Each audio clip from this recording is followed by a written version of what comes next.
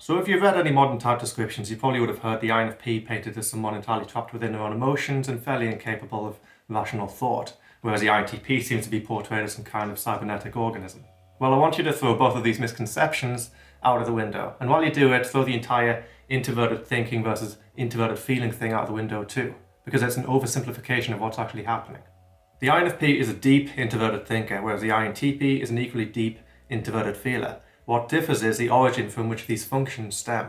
This is because the introverted thinking dialogue of the INFP is primarily dipped into from the position of introverted feeling. And let me blow your mind a bit here. Introverted thinking and introverted feeling are essentially the same function. They're just polar ends of the continuum in question. As one function is being employed, aka the other side of this continuum, the other function will be seamlessly dipped into. Therefore, yes, the INFP is an introverted thinker, but they are doing so from a limbic origin. And therefore the thinking patterns of the INFP tend to have an intrinsically human element. The INTP, on the other hand, is the complete reverse of this. By comparison, the INTP is dipping into introverted feeling from a cerebral origin. So if you have this feeling and thinking side of this particular continuum, the INFP is originating from here, whereas the INTP is originating from here. But they are still dipping into either side of this thinking versus feeling dichotomy. The introverted thinking components that the INTP finds meaningful can oftentimes be completely detached from the human equation. The INTP can find a great deal of meaning and enjoyment in the application of systems, the solving of puzzles, entirely for their own sake.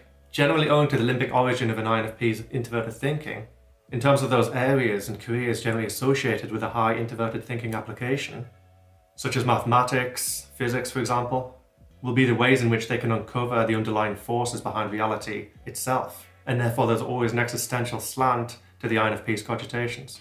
And while the INTP can very much find an equal amount of value in these various hard sciences, the answer is more likely to be sought for its own sake, because understanding itself has an intrinsic value to the INTP, whereas understanding for the INFP is generally more sought after if it were to inform their very existence. Furthermore, just as the INTP's introverted thinking dips into introverted feeling, it also dips into extroverted thinking. Therefore, there was oftentimes a strong utility and goal-oriented nature to an INTP's cogitation, a certain greater level of pragmaticism, whereas the INFP by comparison, just as they dip into introverted thinking from introverted feeling, they will dip also into extroverted feeling from that very same position. And this leans further the INFP's cogitations towards those things with a human application. Because not only does the INFP strive to find greater meaning in reality, but they strive also to make reality more meaningful to everybody else. So yeah, both of these types are thinking types and feeling types in their own right. However, the nature of the thinking and feeling of each of these types differs wildly. And while partially owing to the aforementioned dip from the dominant function, the thinking and feeling of each of these types is informed also by the lens to which introverted feeling and introverted thinking are attached. So, the lens to which an INFP's introverted feeling is assigned is introverted sensing, and therefore their introverted feeling is very specific and concrete in nature. The INFP is generally quite certain of what they're feeling and of what they assume another person to be feeling through relational empathy.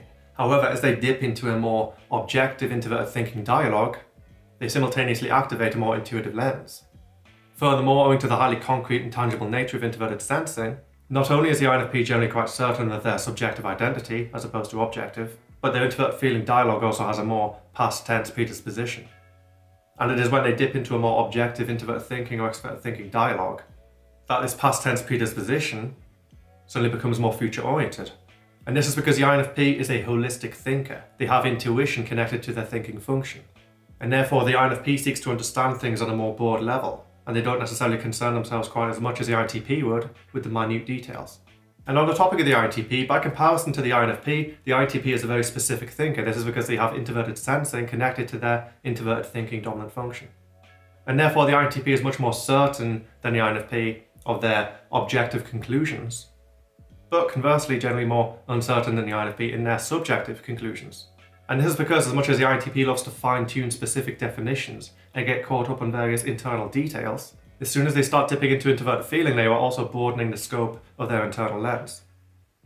And so to conclude that short section, the INFP is a holistic thinker and a very specific and concrete feeler. The INTP is a holistic feeler and a very specific and concrete thinker. The opposing stack of the INFP is extroverted thinking connected to extroverted intuition. Therefore, they're gazing across a broad scope of external reality at objective components. the opposing functions of any given cognitive type are always going to be more observational than the dominant functions. And this is owing to the convergent and divergent attitudes that you can find more about in my more in-depth comparison. And you may very well have heard that the opposing function of the INFP, extroverted thinking, is supposed to be on some level inferior. This is a gross misunderstanding of what the extroverted thinking in an INFP is actually doing. Yes, the INFP will generally struggle to implement their own systems. Yes, the INFP will generally struggle to make decisions, for example. But this is because of the opposing nature of their extroverted thinking and extroverted intuition. The INFP, in fact, has an incredibly powerful, objective, observational ability. And therefore, the INFP is actually able, far better than any other type, to follow instructions to the letter. The INFP is incredibly able to understand very complicated systems. And oftentimes the type will gravitate towards various jobs involving system analysis, for example. Because whereas the INTP, being a convergent thinker, likes to adapt their own systems, the INFP by comparison prefers to follow the system of another and generally is more willing to consult scientific literature in making a decision. The INTP, again, the complete opposite. The INTP's oppositional function, again, in no way inferior to the other functions, is extroverted feeling. Extroverted feeling here is attached to extroverted intuition, and therefore the INTP is taking a very broad, holistic gaze across an external landscape, primarily concerned with the holistic emotional atmosphere. And yes, the INTP will generally struggle to make extroverted feeling decisions. Yes, the INTP may even struggle taking a leadership position in a group. But this is again owing to the hyperdivergent nature of this function, and it is owing to this very hyperdivergence that the INTP is incredibly socially aware, and is one of the most underestimated natural networkers of all of the 16 types. Because the energy that would have otherwise been spent on acting upon a social atmosphere is instead spent on observing it. And therefore, just as the INFP is oftentimes extremely adept at adhering to and understanding on a fundamental level any given objective criteria, the INTP is oftentimes equally adept at understanding and adhering to various social protocol. And the social intelligence of the INTP oftentimes goes completely and utterly overlooked. However, on a final note, allowing you to effectively tell the difference between each of these types, I must also address the tendency of the oppositional function on some level to be suppressed. This is because the opposing functions exist primarily outside of the ego complex. And therefore, the more, for example, an INFP is attached to their introvert feeling and entirely dependent upon their dominant position, the less they will relate to their extroverted thinking opposing function. Such an individual will generally refrain from understanding or connecting with any kind of objective criteria, and this individual will generally have a high proclivity towards a certain level of naivety.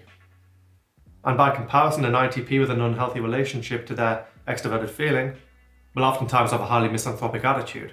And this will ensue a certain paradox in which they generally quite easily offended by other people, all the while being in such denial of these very feelings to become completely oblivious to their own ability to offend others. And in both of these instances of a suppressed oppositional function, there'll be a kind of vicious circle that ensues. Because the INFP will be forever detaching from any kind of means by which they can realise their goals in reality, all the while resenting the world for not giving them the means to do so. Whereas conversely, the INTP will be completely unaware of this introvert feeling dialogue. They'll oftentimes have a cognitive bias and combative attitude informed by these very hurt feelings, and yet be so unaware of these feelings in the first place, and the origin from which these feelings stem, that they will tend to think themselves above emotions, all the while having their agenda completely and utterly informed by their emotions in the first place. And that concludes the video. I hope that was useful, and definitely check out the more in-depth comparison if you haven't already. If you enjoyed the video, make sure to leave a like. It really does help the channel grow, develop and reach new audiences. And if you know anyone who might find the content of this video useful, definitely be sure to share it with them too. If you haven't already done so, make sure to click that subscribe button down below with the bell icon next to it. That way you can stay notified of future content. And just a few more call to actions before I leave. If you're interested in more of the terminology, I do have a dedicated CPT ebook. And if you're uncertain of your type or just want to understand your own cognition on a deeper level, I do provide type service and consultations. And on a final note, CPT is now on Patreon, so if you want to support the channel on that additional level, that would be massively appreciated. So thank you so much again for watching, especially if you made it through the call to actions. And I'll be back in a few days' time. For now, take care of yourself.